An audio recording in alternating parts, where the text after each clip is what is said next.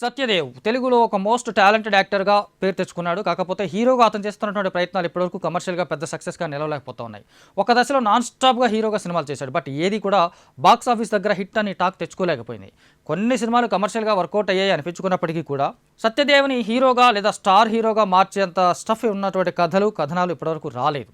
But first time ఈ కథ నన్ను హీరోగా నిలబెడుతుంది, కమర్షియల్గా నాకు పెద్ద హిట్ ఇస్తుంది, నా కెరీర్లో తిరుగులేని బ్లాక్ బస్టర్గా నిలుస్తుందని చాలా కాన్ఫిడెంట్గా ఈ సినిమా ప్రమోషన్స్లో చెప్పుకున్నాడు సత్యదేవ్. ఆ సినిమా కృష్ణమ్మ. వివి గోపాలకృష్ణ అని అతను డైరెక్ట్ చేసినటువంటి ఈ సినిమా రీసెంట్గా వస్తున్నటువంటి ట్రైలర్ చూస్తే కనుక ఒక రగ్గడు మాసు ఊరమాసు అర్బన్ బ్యాక్డ్రాప్ కంటెంట్ లాగా కనిపించింది. అందుకు తగ్గట్టుగా ఉన్నటువంటి సెటప్ చూస్తే ట్రైలర్లో ఒక డిఫరెంట్ లేయర్స్ చూపించారు. ఇది ఇలా ఉండొచ్చు, కథ ఇలా ఉండొచ్చు, కథనం ఇలా ఉండొచ్చు అని ఆడియన్స్ ఒక అంచనాకు వచ్చేలాగా ఎవరికి తగ్గట్టుగా వాళ్ళ ఊహల్లోకి వెళ్ళిపోయేలాగా ట్రైలర్ కటింగ్ అనేది చేశారు. చాలా బాగుంది. ఒక రకంగా అది మిస్లీడ్ చేశామని డైరెక్టరే ఒక ప్రెస్ మీట్లో చెప్పాడు. అంటే ఆడియన్స్ని ఈ ట్రైలర్లో చూసింది ఏది సినిమాలో ఉండదు, మిమ్మల్ని మిస్లీడ్ చేయడానికి ఇలాంటి కట్ చేశామని చెప్పాడు. మరి అంత కాన్ఫిడెంట్గా ఉన్న డైరెక్టర్ అంతే కాన్ఫిడెంట్గా ఈ సినిమాని కమర్షియల్ సక్సెస్ వైపు టర్న్ చేసేలాగా రూపొందించాడా లేదా అనేది ఒకసారి చూద్దాం.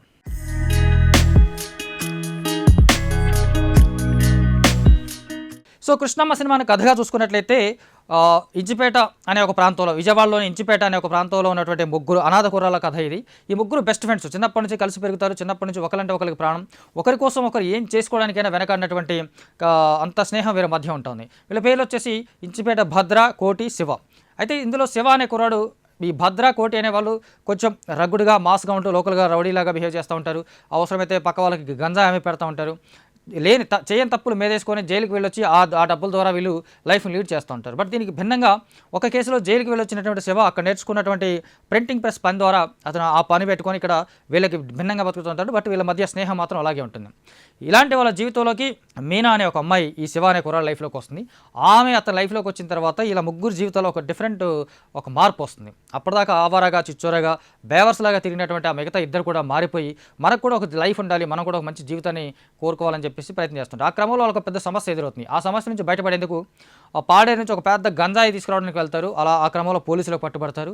అదే టైంలో ఆ ప్రాంతంలో జరిగినటువంటి ఒక పెద్ద సంఘటన వీళ్ళకి తెలియకుండానే వీళ్ళ మీద వేసుకుంటారు. ఎందుకంటే వీళ్ళు ఏదైతే ప్రాబ్లం కోసం డబ్బులు కావాలని గంజాయి తీసుకురావడానికి వెళ్ళారో ఆ గంజాయి కేసు పక్కన పెట్టి చాలా చిన్న కేసు ఇది, మీరు ఒప్పుకుంటే కనుక అంతే మొత్తంలో డబ్బులు ఇస్తామని చెప్పేసి అవతల పోలీస్ డిపార్ట్మెంట్తో పాటు మిగతా కొంతమంది వీళ్ళని ఇచ్చేసరికి ఒప్పుకుంటారు. నిజానికి వాళ్ళకి ఆ కేసు ఏంటనేది తెలియదు, ఆ కేసు వెనక ఉన్నటువంటి తీవ్రత ఏంటనేది తెలియదు, అయినప్పటికీ ఒప్పుకుంటారు. మరి ఇంతకీ ఆ కేసు ఏంటి, వీళ్ళు ఒప్పుకున్న తర్వాత ఎదుర్కొన్నటువంటి ప్రాబ్లమ్స్ ఏంటి, దీని వెనకాల ఉన్నటువంటి మనుషులు ఎవరు, ఆ కేసులో ఉన్నటువంటి ఇన్సిడెంట్కి వీళ్ళకి ఉన్నటువంటి లింక్ ఏంటి అనేది మనం తెర మీద చూడాలి. విజయవాడ బ్యాక్డ్రాప్లో వచ్చేటువంటి సినిమాలకి ఆ ప్రాంతంలో ఉన్నటువంటి టౌన్స్ పేర్లు, చిన్న ఉంటాయి కదా, సెంటర్స్ పేర్లు అనేది కొంచెం ప్లస్ పాయింట్గా కలిసి వస్తూ ఉంటాయి. అలాగే ఇంచిపేట అనే ఒక ప్రాంతంలో జరిగేటువంటి కథ అక్కడ ప్రజలకి ఈజీగా కనెక్ట్ అయ్యే అవకాశం ఉంటుంది. లేదా ఇంచిపేట అనేది కూడా కొంచెం మాస్కు దగ్గరగా ఉన్నటువంటి టైటిల్ లాగా ఉంది కాబట్టి మిగతా మాస్ ఆడియన్స్ కూడా కనెక్ట్ అవుతుంది. అలాగా ఈ కథలో ఆ ఇంచిపేట ప్రాంతంలోని కుర్రాల కథగా మొదలై ఫస్ట్ హాఫ్లో చూసుకున్నట్లయితే చాలా స్లో నరేషన్ ఉంటుంది, ఏదో సోదిలాగా ఉంటుంది. క్యాజువల్గా రకరకాల సన్నివేశాలు వస్తూ ఉంటాయి, పోతూ ఉంటాయి. లవ్ ట్రాక్, ఆ లవ్ ట్రాక్ సత్యదేవుకున్నటువంటి లవ్ ట్రాక్ అర్ధాంతరంగా వదిలేశారు. దానికి సంబంధించి ఒక స్పష్టమైనటువంటి రీజన్ ఉంటే బాగుండేదేమో. ఆ తర్వాత శివ అనే కుర్రాడు లవ్ ట్రాక్ మంచి బ్యూటిఫుల్గా వెళ్ళిపోతుంది అనుకుంటాను, దాన్ని డ్రాప్ చేస్తూ ఉంటారు. ఏదైతే వీళ్ళు సెకండ్ హాఫ్ ఇంటర్వెల్ బ్యాంక్ అద్భుతంగా ఉంటుందని చెప్పేసి దర్శకుడు కానీ మిగతా ఆర్టిస్టులు కానీ చెప్పుకున్నారు. అంత అద్భుతంగా ఏముండదు, చాలా సోగా ఉంటుంది అది. ఇక ఫైట్స్ ఇవన్నీ చూసుకుంటే రొటీన్. ఈ కైండ్ ఆఫ్ సినిమాలకి ఆ కైండ్ ఆఫ్ క్యారెక్టరైజేషన్స్ ఉన్నప్పుడు, ఆ తరహా క్యారెక్టరైజేషన్స్ ఉన్నటువంటి సినిమాల్లో ఏదైతే స్టఫ్ ఉండాలో, ఏదైతే ఫార్ములాయిక్ స్టఫ్ ఉండాలో అంతవరకే కనిపిస్తుంది తప్ప ఫస్ట్ హాఫ్లో ఎలాంటి కొత్తదనం కనిపించదు. ఇది ఇంటర్వెల్లో బయటకు వచ్చినటువంటి ప్రేక్షకులు కొంత నిరుత్సాహపరిచినా వీళ్ళంతో బిల్డప్ ఇచ్చారు తప్ప ఇందులో పెద్ద మ్యాటర్ అనేది అనిపిస్తుంది. బట్ సెకండ్ హాఫ్ స్టార్ట్ అయిన తర్వాత కానీ అసలు కంటెంట్ మనకి ఎదురవ్వదు. నిజానికి ఒక సర్ప్రైజింగ్ ఎలిమెంట్ ఉంటుంది ఈ సినిమాలో.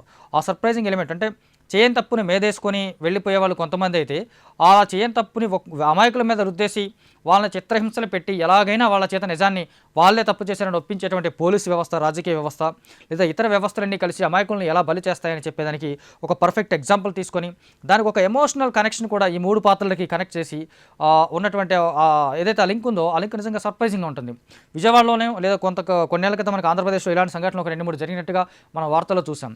ఆ వార్తలను బేస్ చేసుకొని ఇచ్చిపేట అనేటువంటి ఒక మాస్ ఏరియాని తీసుకొని ఈ రెండింటి మధ్య ఒక కనెక్షన్ ఏర్పాటు చేసి ఫ్రెండ్షిప్, లవ్, ఎమోషన్ అనే ఒకటి 3 కంటెంట్స్తో సెకండ్ హాఫ్లో ఒక నెక్స్ట్ లెవెల్కి సినిమాని తీసుకెళ్లే ప్రయత్నం చేశాడు దర్శకుడు వివి గోపాలకృష్ణ. ఒక రకంగా ఇది అతను చాలా కాన్ఫిడెంట్గానే కనిపించాడు. ఆ కాన్ఫిడెన్స్ ఫస్ట్ హాఫ్లో కనిపించలేదు, కానీ సెకండ్ హాఫ్కి వచ్చేసరికి తను ఏదైతే చెప్పాలనుకున్నాడో ఆ విషయాన్ని బలంగా చెప్పాడు, ఎఫెక్టివ్గా చెప్పాడు. అది ఆడియన్స్కు కరెక్ట్గా కనెక్ట్ అయ్యేలా చెప్పగలిగాడు. సో ఇందువల్ల సెకండ్ హాఫ్ చూసి బయటకు వచ్చేటువంటి ప్రేక్షకులు కొంతవరకు సంతృప్తిగా ఉంటాడు, హ్యాపీగా ఫీల్ అవుతాడు. అంటే మేము ఒక మంచి సినిమా చూసాము, లేదా ఒక మంచి ఎమోషనల్ కంటెంట్ చూసాము, ఒక మంచి ఫ్రెండ్షిప్ ఉన్నటువంటి బాండింగ్ ఉన్నటువంటి సినిమా చూసాం అనేటువంటి ఒక ఫీల్ తోటి ఆడియన్స్ బయటికి రావడం. అలాగే ఆ క్యారెక్టర్స్ని కూడా ఏదైతే ఒక క్యారెక్టర్ కోసం 3 చైన్ తప్పును మీదేసుకున్నారో ఆ క్యారెక్టర్ ఎండ్ చేసిన విధానం కూడా పగ తీర్చుకోసం కోసం ఆల్మోస్ట్ ఒక 10-12 ఏళ్ళు వీళ్ళు జైల్లో ఉండి వచ్చిన తర్వాత పగ తీర్చుకొని క్లైమాక్స్లో ఆ క్యారెక్టర్స్ కూడా ఎండ్ అయిపోతూ ఉంటుంది. అది కూడా ఒక మంచి జస్టిఫికేషన్ లాగా ఉంటుంది. ఎందుకంటే ఆ తర్వాత వాళ్ళు బతికినా మళ్ళీ జైలుకి వెళ్ళడమా లేదా జీవితాంతం కొట్టుకు సావడమా ఇదేదో ఉంటుంది. ఈ గొడవ లేకుండా ఆ క్యారెక్టర్స్ని కూడా క్లియర్గా ఎండ్ చేయడం అనేది దర్శకుడు మంచి ఎత్తుగాడని చెప్పాలి. సో ఓవరాల్గా చూసుకుంటే ఫస్ట్ హాఫ్ వెరీ యావరేజ్గా ఉంటుంది, ఇంకా చెప్తే బిలో యావరేజ్గా ఉంటుంది. రెగ్యులర్ ఫార్ములాయిక్ కమర్షియల్ ఎంటర్టైనర్ లాగా ఉంటుంది, కాబట్టి అది కూడా పెద్ద అట్రాక్టివ్గా ఉంటుంది. సెకండ్ హాఫ్కి వచ్చేసరికి తను చెప్పాలనుకున్న పాయింట్ని బలంగా చెప్పాడు. ఆ పాయింట్ కరెక్ట్గా కనెక్ట్ అయితే కనుక సినిమాకి కమర్షియల్ సక్సెస్ కూడా కొంచెం పెద్ద కమర్షియల్ సక్సెస్ వచ్చే అవకాశం ఉంటుంది. సో ఓవరాల్గా చూసుకుంటే ఫస్ట్ హాఫ్ బిలో యావరేజ్గా ఉన్నటువంటి కృష్ణమ్మ సెకండ్ హాఫ్కి వచ్చేసరికి కొంతవరకు అబోవ్ యావరేజ్గా మారుతూ ఉంది. ఆ అబోవ్ యావరేజ్ మాత్రమే ఆడియన్స్ నుంచి పాజిటివ్ టాక్గా బయటకు వస్తే కనుక కృష్ణమ్మకి కొంత కమర్షియల్ సక్సెస్ వచ్చే అవకాశం ఉంది.